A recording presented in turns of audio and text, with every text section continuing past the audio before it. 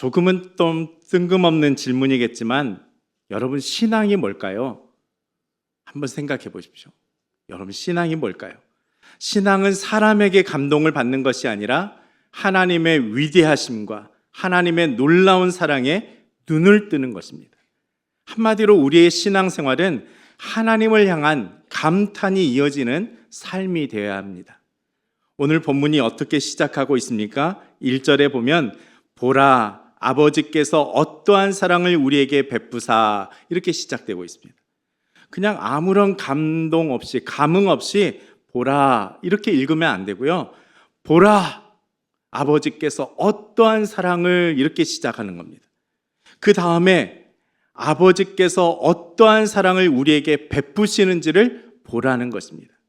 여러분, 신앙은 감탄사입니다.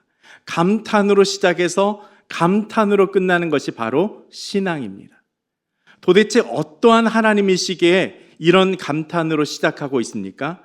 2절에 보시면 사랑하는 자들아, 우리가 지금은 하나님의 자녀라 라고 말씀합니다. 우리가 하나님의 자녀가 되었다는 사실에 감탄하라는 것입니다. 크리스찬이 되었다는 것, 성도가 된다는 것은 우리의 노력과 수고로 얻어지는 것이 아니라 예수 그리스도 안에서 하나님의 자녀가 되는 신분의 변화를 의미합니다. 우리는 태어나고 자라난 땅에서 살고 있기 때문에 신분에 대한 그 별 감각이 없을지 모르겠습니다. 그런데 다른 나라에서 태어난 사람들에게, 또 우리나라에서 와서 살고 있는 외국인들에게 대한민국의 국적은 전혀 다른 느낌이 될 것입니다. 한번 그분들을 만나실 일이 있으면 물어보십시오. 한국의 영주권을 받는다면 마음이 어떠할 거냐고. 아마 틀림없이 기뻐하고 감격할 것입니다. 얼마나 기쁨이 되는지 모릅니다. 특히 외국에 나가서 살고 있는 이민자들에게 신분의 문제는 여러분이 그저 무덤덤하게 느끼는 그 이상의 의미와 가치를 지니고 있을 것입니다. 여러분, 외국에 나가서 이민자들의 모습을 보면 영주권을 얻기 위해서 영주권을 준다고 하는 그 직종에 얼마나 일을 열심히 하는지 몰라요. 그 3D 업종, 우리들이 기피하는 그 고된 일을 마다하지 않고 그 일을 묵묵하게 하면서 영주권을 받으려고 합니다. 정말로 가보면 고생하시는 분들이 많이 있습니다. 그렇게 어렵게 영주권을 받으신 분들을 보면 그거 받고 얼마나 감격스럽게 여기시는지 몰라요. 지난 수요일에도 이런 내용으로 말씀을 드렸는데 세상에서 신분의 변화에 대한 이 감격, 이것과는 비교할 수 없을 정도로 수백 배, 아니 수천만 배 감격이 되는 것이 우리가 하나님의 자녀가 되었다는 감격입니다. 여러분, 로마서 8장에 이런 말씀이 있습니다. 너희는 다시 무서워하는 종의 영을 받지 아니하고 양자의 영을 받았으므로 우리가 아빠 아버지라 부르짖느니라 라고 말씀하죠. 우리가 예수님을 믿게 된 것은 성령님께서 하시는 일입니다. 우리의 마음을 여시고 복음이 들려지기 시작하고 거기에 내 마음에 감동이 되는 성령의 역사로 일어나는 것이죠. 그래서 성령이 하시는 일을 로마서에서는 양자의 영이다 라고 표현하고 있습니다. 우리가 예수님을 믿는 순간 하나님의 자녀가 되는 신분을 얻게 된 것이죠. 여러분, 이것이 얼마나 벅찬 감격인지, 감동이 돼야 되는지 우리에게 알라라고 오늘 말씀하시는 거죠. 그래서 1절에 보시면 하나님의 사랑이 우리에게 베푸사 그랬습니다. 그냥 윗사람이 주는 것이라서 주다라는 표현을 사용하지 않고 베풀다 이렇게 쓴 것이 아니라 아주 놀라운 것을 주셨다는 거예요. 영어 성경에 보면 이 베푸사라는 단어를 어떻게 표현하냐면 레비시라는 단어를 사용합니다. 아주 부한, 풍성한 그런 단어입니다.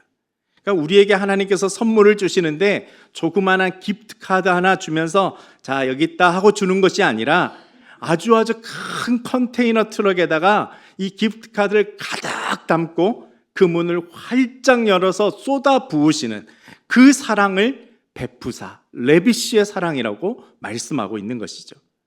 하나님의 사랑이 우리에게 어떻게 부어졌는지를 알고 그 사랑에 감격하라는 것입니다. 하나님의 사랑이 이와 같다고 말씀하는 거죠. 여러분, 어떤 분은 하나님이 세상을 이처럼 사랑하사 독생자를 주셨으니, 이 말씀을 하면서 하나님이 세상을 사랑하셨구나, 나도 그 세상의 사람들 중에 하나이겠구나, 이렇게 생각하고 만다는 것이죠. 여러분, 이렇게 생각하면 큰 오산입니다. 여기서 말씀하시는 그 사랑은 쏟아 부으시는 어마어마한 사랑을 우리에게 베풀어 주시는 감격적인 사랑을 말씀합니다. 여러분, 지금 한국 문화, K컬처가 세계 문화를 선도하며 많은 나라에서 한국 제품, 한국 문화를 배우려고 하지 않습니까? 제가 외국에서 살 때 우리나라 현대차나 기아차를 길거리에서 보면 괜히 기분이 좋아졌습니다. 처음에는 몇 대 안 보였는데 나중에는 제법 많은 기아차, 현대차가 도로에서 눈에 띄었습니다. 더군다나 이웃들이 한국차 정말 좋다고, 기아에서 나온 차 너무너무 좋다고 그러면 저도 모르게 그냥 어깨가 뿜뿜해졌습니다. 여러분, 그런데 제가 그러는데 만약에 현대차의 회장의 아들이 또 손자가 느끼는 마음은 제가 느끼는 것과는 차원이 다른 문제일 것입니다. 저 차 우리 아버지 회사에서 만든 차야, 저거 우리 할아버지 회사에서 나온 차야, 완전히 다른 내용일 것입니다. 마찬가지로 우리가 하나님의 사랑도 세상 사람들이 받는 그 사람들 중에 내가 숟가락 하나 얹어서 받는 사랑이 아니라 정말로 하나님께서 나를 지목하셔서, 나만 집중하셔서, 나만 따로 떼어서 나에게만 쏟아 부어주시는 그 사랑이 오늘 본문에 나오는 백부사 레비시의 사랑이라는 것입니다. 그 사랑을 오늘 요한 사도는 보라 하고 외치는 겁니다. 이 감격을 가지라는 거예요. 그래서 요한복음 1장 12절에 보면 영접하는 자, 곧 그 이름을 믿는 자들에게는 하나님의 자녀가 되는 권세를 주셨다라고 말씀하고 있습니다.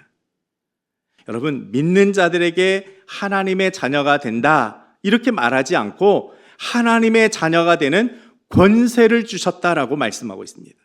여러분, 앞서 말씀드린 것처럼 성령님의 별명을 양자의 영이다 이렇게 설명을 드렸습니다.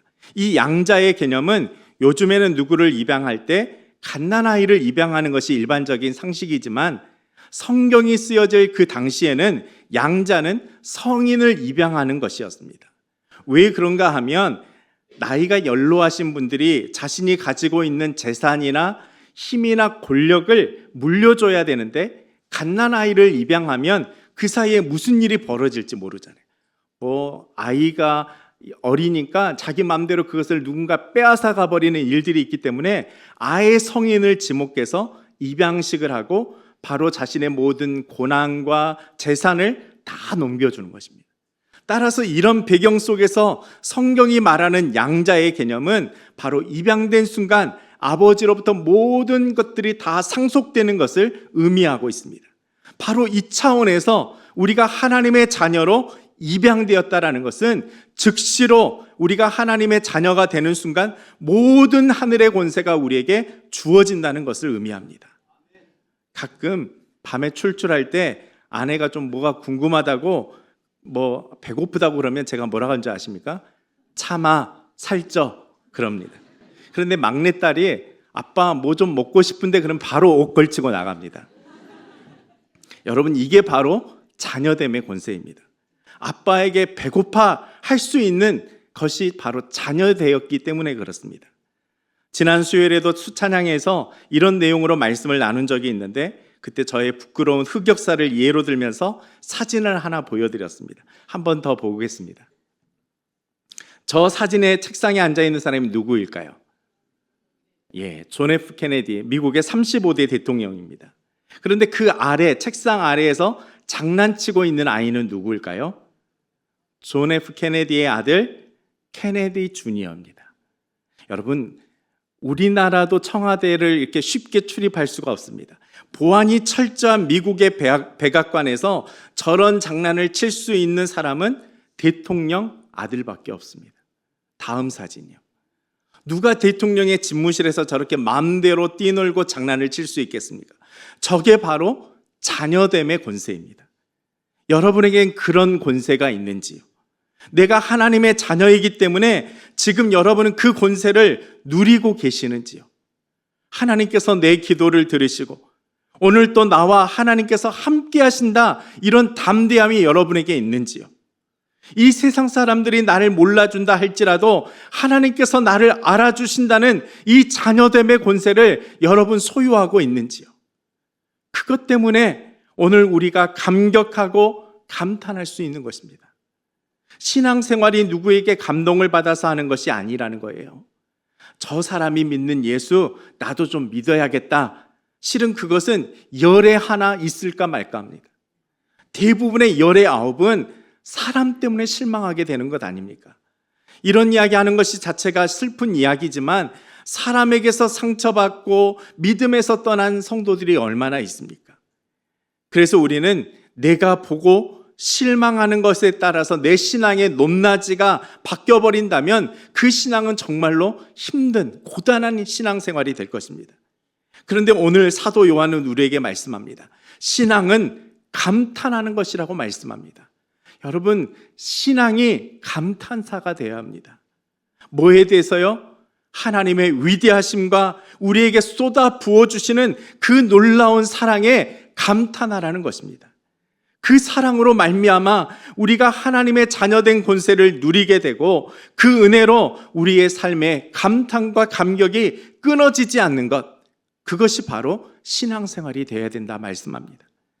그래서 세상적인 실망스러움이 있더라도 그것 때문에 내 신앙이 송두리째 흔들려 버리는 것이 아니라 그럼에도 불구하고 하나님의 위대하심, 하나님의 우리에 향한 놀라운 사랑이 오늘 또 내 안에 채워지고 그것을 통해서 얻게 되는 하나님의 자녀된 권세를 가지고 어려움 속에서도 넉넉히 이기고 살아가라는 것이 오늘 우리에게 들려주신 말씀입니다. 여러분, 전도라는 게 뭘까요? 하나님의 위대하심과 하나님께서 우리에게 베풀어 주신 놀라운 사랑에 대한 감탄사, 와 하는 것이 바로 전도입니다. 요즘 왜 그렇게 싱글벙글하세요? 요즘 왜 이렇게 행복한 얼굴이세요? 하나님의 사랑이 나에게 놀랍게 베풀어졌으니 감격하고 살아갑니다. 여러분, 이게 전도 아니겠습니까? 여러분 입술에 감탄사가 넘쳐나는 것, 그게 바로 전도 아니겠습니까? 많은 성도들이 신앙의 감격에 메말라지고 감탄사가 그 입술에서 사라져 버렸습니다. 기대할 것도 없고 신나는 것도 없고 감격할 일은 더더군다나 없어지는 미지근한 신앙의 모습이 혹여 우리의 모습은 아닌지요? 우리의 신앙의 입은 바로 이 감탄사를 회복하는 것입니다. 우리를 사랑하시는 하나님의 놀라운 사랑을 깨달으며 날마다 감탄하고 나를 주목하고 바라보시는, 나를 위해서 예수 그리스도를 이 땅에 보내주신 그 놀라운 사실에 감격하는 믿음의 감탄사를 회복하는 것이 우리들의 모습이 되어야 합니다. 여러분, 그래서 궁극적으로 믿음의 회복을 하기 위해서는 여러분의 입술에 감탄사가 있어야 될 것이고, 그런 감격의 삶을 살아갈 때 우리는 성결한 삶을 살아갈 수 있다라고 말씀하고 있습니다. 3절 말씀 보겠습니다. 3절 말씀을 같이 봉독하겠습니다. 주를 향하여 이 소망을 가진 자마다 그의 깨끗하심과 같이 자기를 깨끗하게 하느니라. 아멘. 주님의 오심을 기다리고 다시 오실 주님을 기다리는 그 소망을 가지고 살아가는 자들에게는 주님이 순결하신 것처럼 우리도 성결한 삶을 살 수 있다라고 말씀하고 있습니다. 3절에 나오는 깨끗하게 하다, 이 헬라어는 하그니조, 하그니제이라는 단어인데 결례를 행하다라는 뜻을 가지고 있습니다. 여러분, 구약시대에 제사를 드리기 위해서 결례의식을 행하는데 그때 어떨 때 합니까? 성전에 들어가기 전에 물두멍에 손을 씻는 일인데 죄나 더러움을 씻어내기 위해서 결례의식을 행했습니다.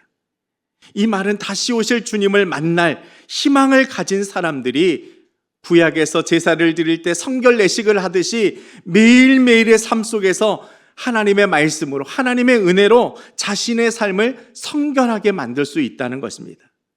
여러분, 이것을 한 단어로 줄이면 뭐라고 이야기할 수 있을까요? 바로 마라나타의 신앙, 주 예수여 오시옵소서 갈망하는 마라나타의 신앙을 이야기하는 것입니다. 그러면 이 마라나타의 신앙을 가지고 우리가 어떻게 살아갈 수 있다고 말씀합니까? 2절 하반절에 보면 그가 주님이 나타나시면 우리가 그와 같을 줄 아는 것은 그의 주님의 참 모습을 그대로 볼 것이기 때문이니라고 말씀합니다. 우리가 주님의 참 모습을 볼 때 우리도 주님처럼 거룩하고 성결한 삶을 살 수 있게 된다는 것입니다. 따라서 이번 성탄의 기쁨을 맞이하면서 우리는 주님의 얼굴을 구하는 그런 신앙이 되어야 할 것입니다. 여러분이 가지고 있는 핸드폰, 아이폰을 가지고 계신 분들은 페이스타임이 있을 것이고요. 또 안드로이드 폰을 갖고 있는 분들은 페이스톡 기능이 있을 겁니다. 이번에도 위임식을 준비하면서 캐나다에서 페이스톡으로 이렇게 축하 인사를 해주신 분들이 계셨는데 굉장히 가깝게 느껴졌습니다. 여러분, 가정에 손주들 있지 않습니까? 예전에는 손주들 사진을 이렇게 보려면 이 벽 한쪽에다가, 아마 연세 드신 분들은 지금도 그러실지 모르겠는데 액자 같은 거를 걸어놓고 거기에 손주들이 태어날 때마다 하나씩 사진을 꼽아 놓습니다. 그러면 여러 명의 손주들의 사진이 그 액자에 곳곳에 꽂아져 있습니다. 그래서 보고 싶으면 그 사진들을 보고 외로움과 그리움을 달래는 할아버지 할머니들의 모습이 기억이 납니다. 그런데 요즘은 누가 그렇게 합니까? 보고 싶으면 페이스타임을 걸거나 페이스톡을 걸어서 얼굴을 보고 대화하고 그리움을 달래고 있지 않습니까? 그게 외국이든 다른 지역에 살건 전혀 문제가 되지 않습니다. 여러분, 얼굴을 마주하면 그리움이 달래집니다. 또 얼굴을 마주하게 되면 외로움이 사라집니다. 얼굴을 보는 것이 바로 그런 능력이 있습니다. 유명한 영성가인 C.S. 루이스는 그의 작품 세계를 통해서 인간 존재의 궁극적인 목적을 비지오 데이라라고 이야기합니다. 라틴어 비지오는 보는 것이고요, 데이는 하나님을 의미하는데 하나님을 대면하고 그분 안에서 누리는 궁극적인 행복을 소망하는 것입니다. 하나님의 얼굴을 보는 것이 가장 영광스러운 것이고 그것이 우리를 행복하게 만들 것이고 가장 만족하게 한다라는 것이 C.S. 루이스가 하는 비지오 데이라는 것입니다. 시편 기자도 이런 노래를 합니다. 시편 42편 2절에 내 영혼이 하나님 곧 살아계시는 하나님을 갈망하나니 내가 어느 때까지 나가서 하나님의 얼굴을 배울까, 이런 고백을 합니다. 하나님의 얼굴을 보고 싶어서 안타까워하는 이 시편의 모습을 보게 됩니다. 혹시 여러분은 그런 생각 안 해보셨는지요? 페이스타임이나 페이스톡으로 보고 싶은 손조들과 이야기하듯이 하나님과 페이스타임 하고 싶은 생각은 없으신지요? 이 시편의 기자처럼 주님의 얼굴을 보고 싶어하는 그런 갈망, 주님과 마주하고 대화하고 싶은 그런 거룩한 소망은 여러분에게 없는지요? 시편 17편에서 이렇게 시편 기자는 노래합니다. 나는 의로운 중에 주의 얼굴을 배우리니 깰 때의 주의 형상으로 만족하리이다 라고 고백하죠. 주의 얼굴을 보는 것이 최고의 만족이라고 고백하고 있는 것입니다. 따라서 이번 성탄의 감격을 우리가 회복하기 위해서는, 감탄이 있는 믿음 생활을 하기 위해서는 주님의 얼굴을 구하며 이 땅에 소망을 두지 않고 주님으로만 만족하는 그런 삶을 살아가야 할 것입니다. 그러면 우리는 어떻게 하나님의 얼굴을 볼 수 있을까요? 어떻게 하나님의 그 모습을 대면할 수 있을까요? 그 힌트가 요한복음 1장에 나타납니다.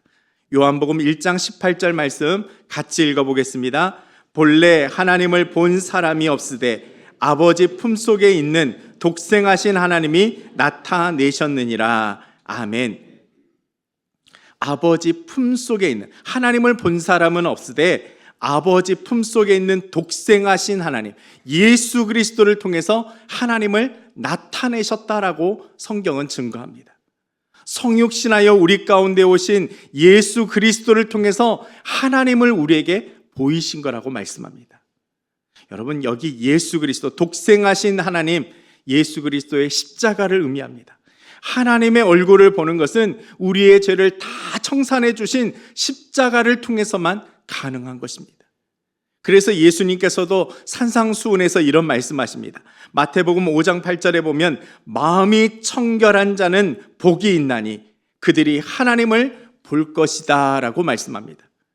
예수 그리스도의 십자가를 통해서 마음의 청결함을 받은 우리가 하나님을 보게 될 것이다 라고 주님이 약속하고 있습니다.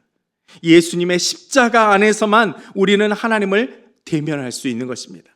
십자가로 우리의 믿음의 눈이 열려지고 하나님의 영광을 보게 되고 하나님의 영광을 보는 그 기쁨과 감격으로 우리는 믿음의 삶에 감탄사를 얻게 되는 것입니다. 여러분의 시선을 하나님께만 집중할 때 우리의 삶에는 감탄이 마르지 않게 될 것이고 마라나타의 신앙의 삶을 살아갈 수 있게 될 것입니다. 여러분, 우리 인생은 만족을 주는 요소들이 우리 주변에 얼마나 많은지 모릅니다.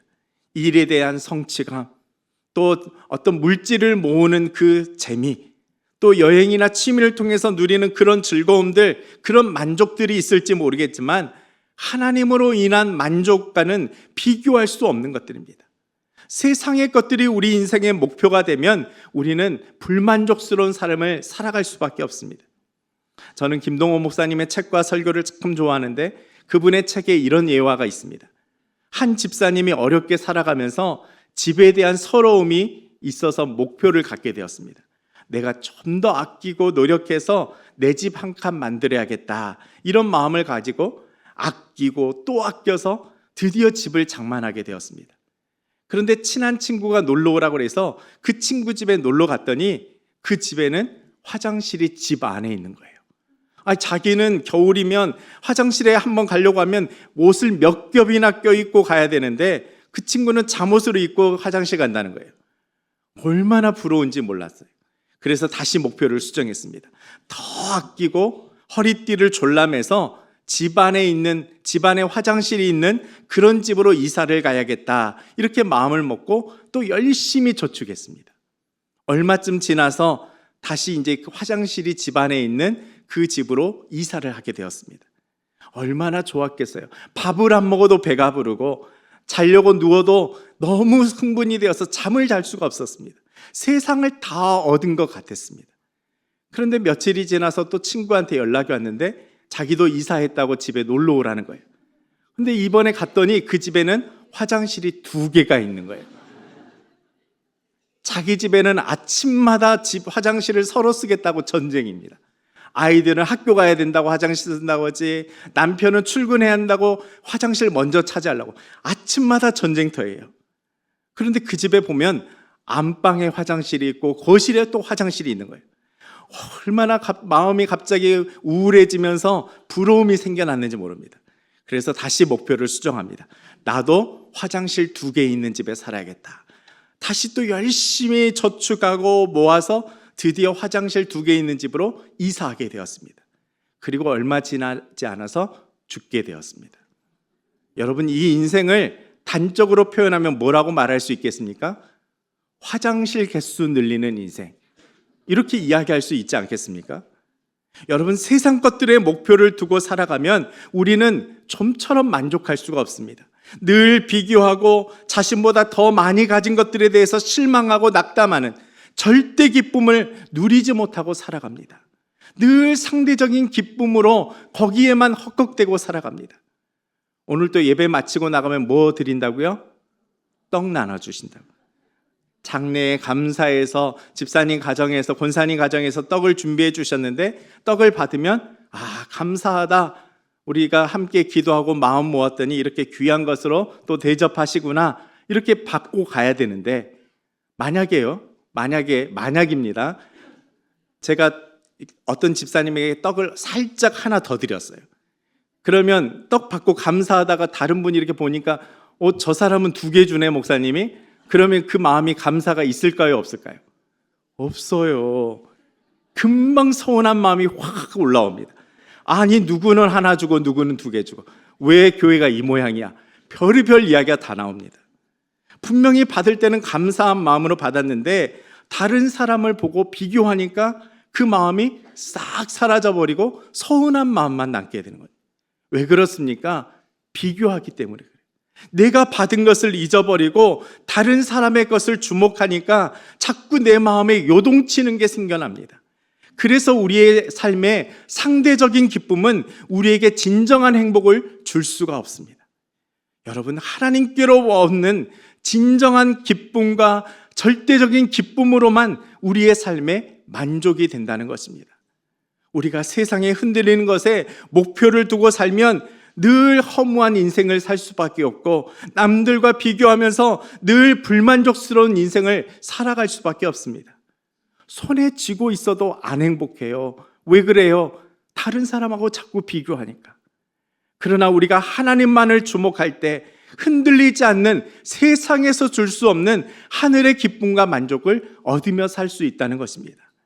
여러분, 뒤죽박죽 요동치는 이 세상에서 오늘 또 믿음의 정절을 지키며 흔들리지 않는 믿음을 살아갈 힘이 어디 있습니까? 바로 주님의 얼굴을 바라볼 때 그분으로 인해서 만족을 얻을 것입니다. 아침에 깰 때 주의 형상으로 만족하게 하겠다는 이 시편 기자의 고백이 오늘 저와 여러분의 모두의 고백이 될 수 있기를 간절히 소망합니다. 사랑하는 성도 여러분, 이제 다가오는 성탄절을 우리가 맞이하면서 우리가 회복하고 다시금 누려야 될 것이 무엇입니까? 바로 주님을 향한 사랑의 감격, 그 감탄이 우리에게 회복되어야 할 것입니다. 하나님께서 얼마나 우리를 사랑하시는지, 우리를 포기하지 아니하시고 이 땅에 육신으로 찾아오셔서 우리에게 십자가의 사랑을 보여주신 그 놀라운 사건에 대한 감탄이 우리 입술에, 우리의 마음에 끊어지지 아니해야 할 것입니다. 서두에 말씀드린 것처럼 쏟아 부어주시는 사랑, 레비시의 사랑을 가득 담고 이번 성탄을 맞이하는 우리 모두가 될 수 있기를 바랍니다. 주님, 올해도 무덤덤하게 성탄을 맞이하고 있지는 않습니까? 세상에서는 크리스마스 시즌이라고 한껏 들떠 있고 상점들마다 세일을 하고 있다 하지만 정작 성도로 살아가는 우리들은 해마다 반복되는 계절을 맞이하듯이 무관심 속에서 그렇게 성탄을 맞고 있지는 않습니까? 주님, 우리의 신앙에 주님의 오심을, 주님의 사랑을 감탄하는 회복을 허락하여 주옵소서. 보라, 외치며 우리에게 하나님의 자녀됨의 권세를 주셨다고 말씀하시는데 그 권세를 누리며 살아가는 우리들 되게 하여 주옵소서. 주님, 이 시간 우리의 믿음의 눈을 열어서 주님의 얼굴을 보기를 소망합니다. 이 세상에서 어그러지고 실망스러운 일들이 산재해 있을지라도 오직 주님의 얼굴을 구하며 십자가의 능력으로 믿음의 길 승리하고 살아가는 믿음의 성도들 되게 하여 주옵소서. 주님, 우리를 죄의 수렁에서 건져내 주시기 위해서 친히 성육신으로 이 땅에 오신 하나님의 얼굴을 바라봅니다. 십자가로 그 사랑을 보이시며 쏟아부어 주시는 레비시의 사랑을 기억하는 이번 성탄절 되게 하여 주옵소서. 주님, 마라나타의 신앙으로 살아가기를 원합니다. 우리도 주님처럼 성결한 삶을 살아갈 수 있도록 도우시고 인도하여 주옵소서.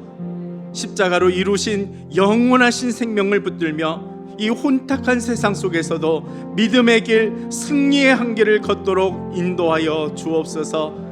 예수 그리스도 이름으로 기도드립니다. 아멘.